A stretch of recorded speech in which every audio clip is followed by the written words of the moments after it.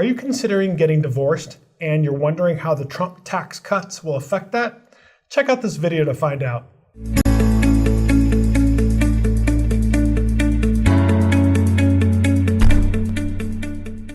Hey, this is Barry on the LawFull channel. Thanks for checking this video out. If you haven't subscribed already, please do so. And if you have any questions or comments, reach out to me. If I can't help you, I'll find someone who can. I'm here today in Northbrook, Illinois with family law attorney Mark Schoendorf. There are big changes coming to spousal support or alimony, and we wanted to get together to tell everybody about it. Mark, thanks for joining me today. Barry, thanks for having me. Before we get started, Mark, can you tell everybody what spousal support or alimony is? Absolutely. So spousal support or alimony are support payments paid by one spouse to another spouse after a divorce. The purpose of it is, a couple may establish a lifestyle during that marriage, and once they're divorced, as you know, two households are more expensive than one, and so we're trying to recreate or maintain one of the spouses in that lifestyle. So is alimony awarded in every single case, or is it something on a case-by-case basis? It's on a case-by-case basis, Barry. The court looks at a variety of factors, which includes the length of the marriage, the amount of income that one spouse has that would be paying, the amount of income the receiving spouse would have, their future earning prospects, the lifestyle that they enjoyed during the marriage. So if you have a situation where it's a long marriage, maybe one spouse stayed home, didn't advance their career so they could take care of children, and now they're not really going to be able to enter the workforce. The other spouse has advanced their career, and they're never going to bridge that gap, then of course spouse support is going to be awarded. But if you have a very short marriage, a couple of years long, maybe there's no children, or the parties earn somewhat similar amounts of income, then the court is probably not going to award spousal support. So we're here to talk about the tax deductibility of spousal support payments. So what was the law or the rule before the recent tax cuts were passed? Sure. So up until the new tax law was passed, spousal support was deductible from the income of the spouse who's paying support. And then the spouse who received the support would have to pay taxes on it. So it would be included in her or his income. That is in effect until the end of 2018. So all spousal support orders that are entered or modified before the end of 2018, even though the bill was passed, the new tax cuts go into effect at the beginning of 2018. If you get it in before the end of the year, you can still deduct those payments. So with the new tax cuts, what did the new tax cuts do and change then? So now the person who's paying spousal support won't be able to deduct those payments from his income for tax purposes. So essentially, before he was paying before tax dollars to pay spousal support, now he's going to be paying after tax dollars. And I say he, it could be a she.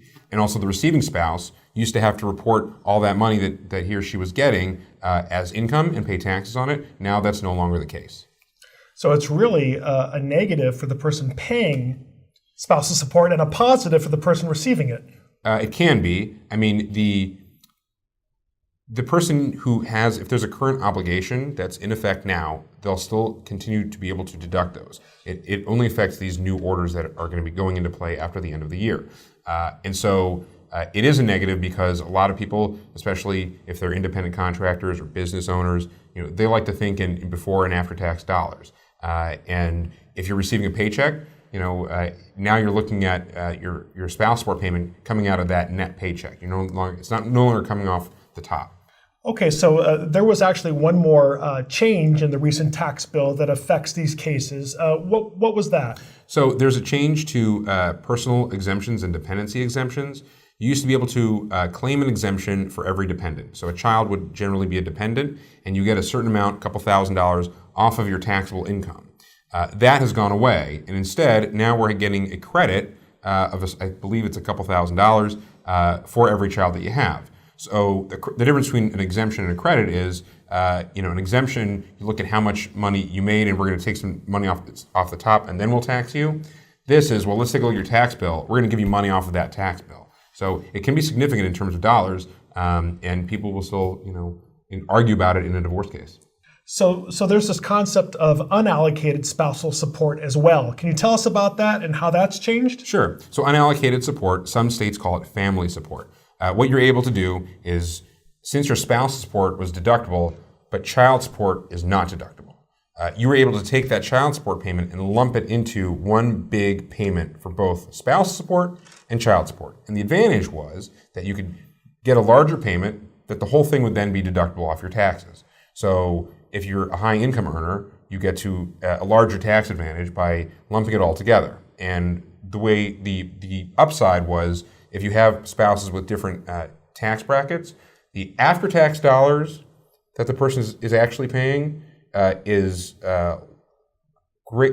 is less than the after-tax dollars that the spouse is receiving. So there's sort of a spread that they were able to gain that the new tax law has taken away, unfortunately. So have the individual states, like for example, we're in Illinois, but have the individual states done anything to counter the federal tax law? Well, Barry, divorce law is interesting in that it really varies from state to state. Now, I practice in Illinois, so I can speak to the Illinois law. What the state has done here is modified the legislation, has modified the calculation to try to ameliorate or try to alleviate the effects of it by changing the calculation. So here, for example, a paying spouse, we would look at 30% of his gross income. But under the new law, now we're going to look at 33% of his net income after taxes. So he's paying a little, we're moving the number up a little bit, but we're taking a larger piece of a smaller number. And we're doing the same thing for the receiving spouse and looking at that person's income. So we have done a couple things to try to even it out. So really the bottom line, though, is this is done on a state-by-state basis. So if you're not in Illinois, make sure you check with a local family law attorney or check the laws of your state to see how it affects you. So Mark, so this is a big issue and it's a hot topic. So what is your recommendation for people who are considering getting divorced right now here at the end of 2018? Sure. Well, as you know, a divorce can take a long time if you fight about it.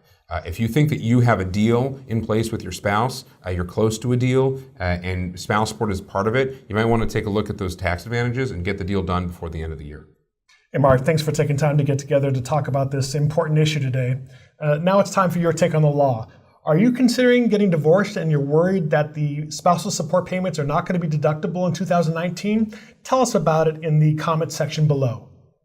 Hey, thanks for checking out this video on spousal support or alimony. If you like what you saw, please consider subscribing to our channel. And if you have any questions or comments, contact me in the show notes below. If I can't help you, I'll find someone who can.